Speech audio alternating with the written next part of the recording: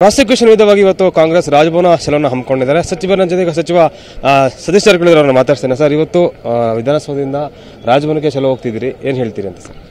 ಇನ್ನು ನಮ್ಮ ಪಕ್ಷದ ಕಾರ್ಯಕ್ರಮ ಇದು. ರಾಜ್ಯಪಾಲರಿಗೆ 4 ಜನ ಬಾಕಿ ಉಳಿಸ್ಕೊಂಡ್ರೆ ಪ್ರಾಸಿಕ್ಯೂಷನ್ಗೆ ಅನುಮತಿ ಕೊಡಬೇಕಂತ ಮನವಿ ಸಲ್ಲಿಸ್ಲಿಕ್ಕೆ ಹೋಗ್ತಾ ಇದ್ದೀವಿ.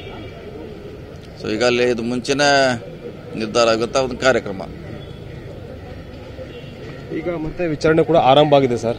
ಸಿಎಂ ವಿರುದ್ಧ ಬರುತ್ತಾ ಪರವಾಗಿ ಬರುತ್ತಾ ಅನ್ನೋದು ಕುತೂಹಲ ಹೆಚ್ಚಾಗಿದೆ. ಏನು ಹೇಳಿ, ಯಾವ ರೀತಿ ನಿರೀಕ್ಷೆಯಲ್ಲಿದ್ದೀರಿ? ನಾವೇನು ಭವಿಷ್ಯ ಹೇಳೋರಲ್ಲ ನಾವು ಹಿಂಗೆ ಆಗಿದೆ ಅಂತ. ನ್ಯಾಯಾಲಯ ನಂಬಿದ್ವಿ ಎಲ್ಲರೂ.